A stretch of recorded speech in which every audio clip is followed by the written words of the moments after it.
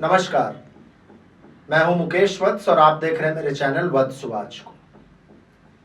Russia के बारे में मैंने पिछले 1-1.5 वर्षों में कई प्रेडिक्शंस किए हैं। सबसे पहला प्रेडिक्शन मैंने पिछले वर्ष अच्युतानंद दास जी के भविष्य मालिका को आधार बनाकर किया था, जिसमें अच्युतानंद दास जी ने यह प्रेडिक्ट किया था कि आने वाले समय में पूरा रूस सनातन धर्म को अपना लेगा। दूसरा प्रेडिक्शन मैंने इसी वर्ष 1 जनवरी को किया था, जब मैंने कहा था कि रूस एवं यूक्रेन के बीच में युद्ध होगा, जबकि उस समय में अधिकतर एक्सपर्ट्स और बड़े बड़े एस्ट्रोलॉजर्स कह रहे थे कि रूस सिर्फ आंखें तरेर रहा है, बाकी युद्ध नहीं होगा। तीसरा प्रेडिक्शन मैंने उस समय में किया था फ्रेंड्स, जब एक्चुअली रूस और यूक्रेन का युद्ध स्टार्ट हो गया। मार्च में मैंने ये वीडियो बनाया था, प्रश्न कुंडली को आधार बनाकर मैंने वीडियो बनाया था। जिस समय में सभी विद्वान ये मान रहे थे, सभी एस्ट्रोलॉजर्स ये मान रहे थे, सभी एक्सपर्ट्स ये मान रहे थे कि रूस इस युद्ध को ज्यादा से ज्यादा 15 दिनों में खत्म कर देगा और यूक्रेन रूस के सामने बिल्कुल बौना, बिल्कुल बच्चा साबित होगा और पश्चिमी देश मुंह की खाएंगे। उस समय में मैंने प्रश्न कुंडली के आधार पर यह भविष्यवाणी की थी कि यह युद्ध रूस को बहुत भारी पड़ेगा। उस प्रश्न कुंडली में मैंने नक्षत्रों को मुख्यतः आधार बनाकर यह कहा था कि व्लादिमीर पुतिन को बहुत परेशानियां आएंगी और उनका स्वास्थ्य भी खराब है। मई के लगभग एक समाचार आया था कि व्लादिमीर पुतिन के पैरों में प्रॉब्लम है और लंग्स में प्रॉब्लम है। और यदि आपको वो वीडियो याद है तो मैंने स्पेसिफिकली कहा था कि बुध जब भी मकराब और शीट के कंजंक्शन में आता है तो व्यक्ति को लंग्स का प्रॉब्लम, यहां तक कि लंग्स का कैंसर भी देता है। उस वीडियो में मैंने कहा था कि यूक्रेन पलटवार करेगा, रशिया के आंतरिक हालात खराब होंगे, यह युद्ध लंबे समय तक चलेगा और व्लादिमीर पुतिन की किरकिरी अपने देश में भी बहुत होगी। उस वीडियो में तो मैंने यहां तक कहा था कि हो सकता है आगे व्लादिमीर पुतिन के ऊपर मुकदमा चले और एक समय ऐसा भी आ सकता है कि व्लादिमीर पुतिन को निर्वासित जीवन किसी दूसरे देश में जाकर जीना पड़ेगा। हो सकता है व्लादिमीर पुतिन को सुसाइड करने की नौबत भी आ जाए। मैंने उस वीडियो में यह भी कहा था कि यह युद्ध सिर्फ जमीन पर नहीं लड़ा जाएगा बल्कि समुद्रों में भी लड़ा जाएगा। आप देखिए जैसे जैसे घटनाक्रम आगे बढ़ा है, क्या यह युद्ध 15 दिनों में खत्म हो गया? क्या यूक्रेन ने पलटवार नहीं किया? मेरे वीडियो बनाने के शायद 1-आध महीने के अंदर ही यह समाचार आ गया था कि रूस को कीव वाले फ्रंट से, नॉर्दर्न फ्रंट से अपनी सेनाओं को वापस बुलाना पड़ा है और पूरी की पूरी रूसी सेना अब सिर्फ पूर्वी यूक्रेन पर ध्यान दे रही है। और कल परसों का समाचार देखिए, अब ऐसा लग रहा है कि रूसी सेना के पांव पूर्वी यूक्रेन से भी उखड़ रहे हैं। वह वीडियो का लिंक मैं डिस्क्रिप्शन सेक्शन में दे रहा हूं फ्रेंड्स, आप देखिए उस वीडियो में कमेंट्स कैसे कैसे आए थे। अधिकतर लोग व्लादिमीर पुतिन और रूस के समर्थन में खड़े थे। कई लोगों ने मुझसे यह कहा कि आप पश्चिमी देशों के प्रोपेगेंडा को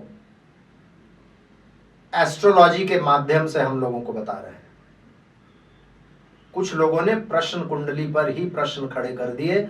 लोगों ने कहा कि यह तो लोगों के मनस्थिति पर निर्भर करता है, कौन व्यक्ति किस मनस्थिति में आपसे प्रश्न पूछ रहा है, इसीलिए प्रश्न कुंडली पर भरोसा नहीं किया जा सकता। और प्रश्न कुंडली पर अनेकों सवाल उस कमेंट सेक्शन में है।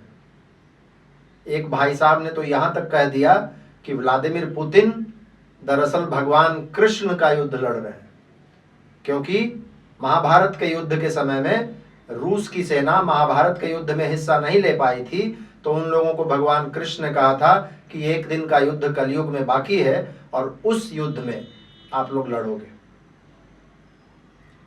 ये बात समझ में आता है कि हम भारतीय लोगों का एक सॉफ्ट कॉर्नर रूस के साथ रहा है, लेकिन वह 50-51 साल पुराने घटना पर आधारित है।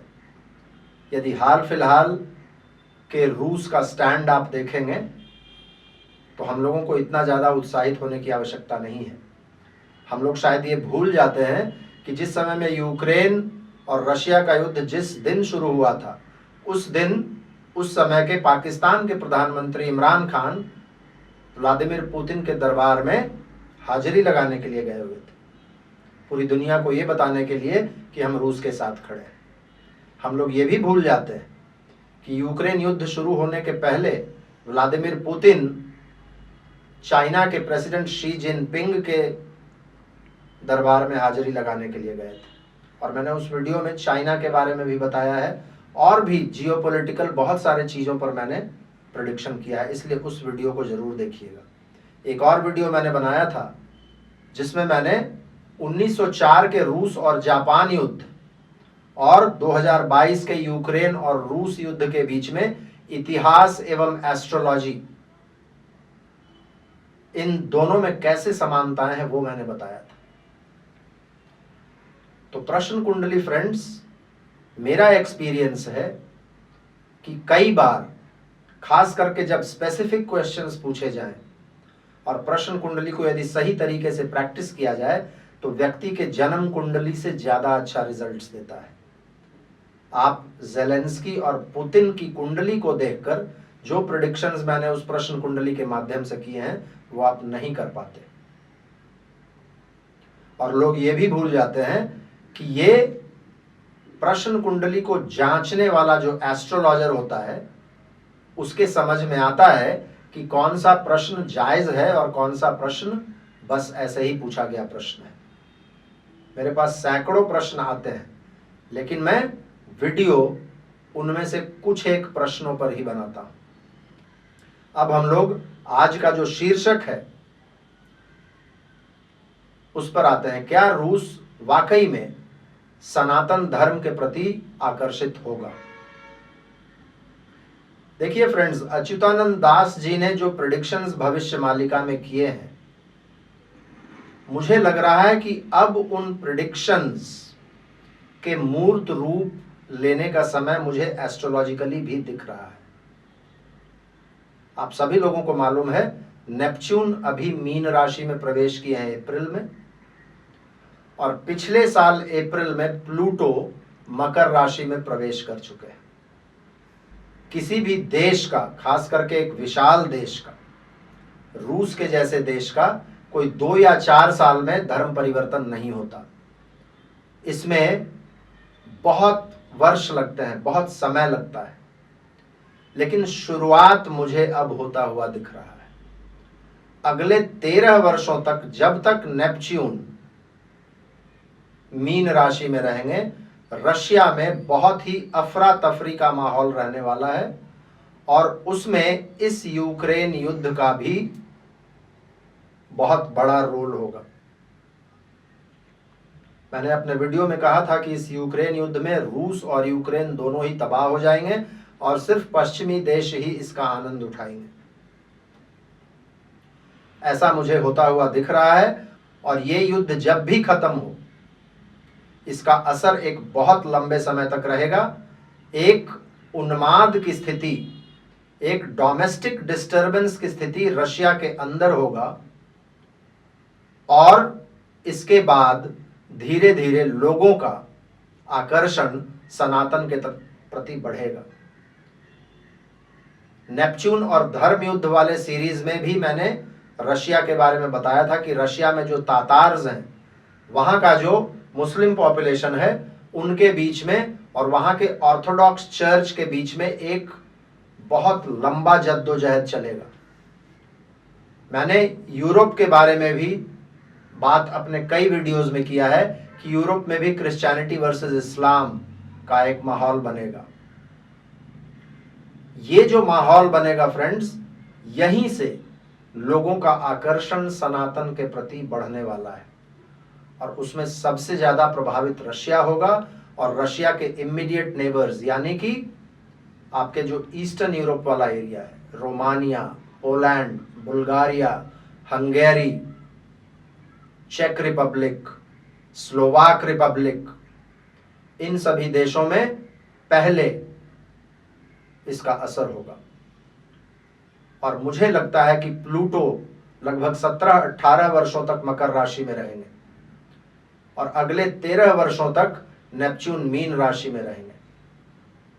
ये 13 से 18 वर्ष का जो ये पीरियड है, इस पीरियड में रशिया की बहुत ही स्पष्ट लीनिंग, बहुत ही स्पष्ट झुकाव रूस के लोगों का सनातन के प्रति होगा।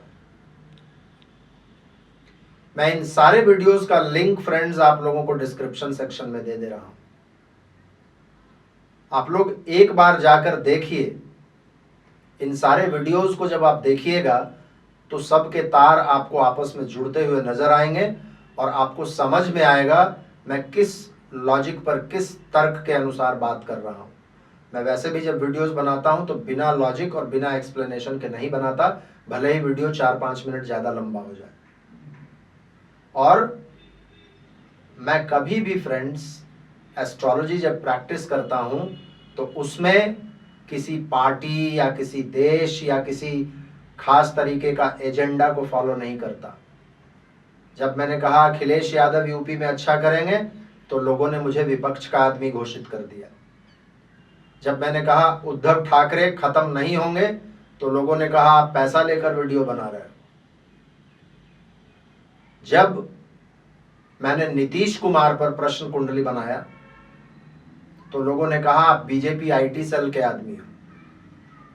जब मैंने अरविंद केजरीवाल पर प्रश्न कुंडली के माध्यम से एक वीडियो बनाया तो भी लोगों ने यही सब बातें कही। ऐसा तो नहीं हो सकता है ना कि एक वीडियो में मैं बीजेपी का आदमी हो जाऊं, एक वीडियो में मैं विपक्ष का आदमी हो जाऊं, एक वीडियो में मैं पैसा लेकर बनाऊं। जो मुझे एस्ट्रोलॉजी में दिखता है मैं वही आप लोगों के सामने रखता हूं। मेरे अपने विचार चाहे जो भी हों, लेकिन उसका घालमेल मैं कभी एस्ट्रोलॉजी के साथ नहीं करता।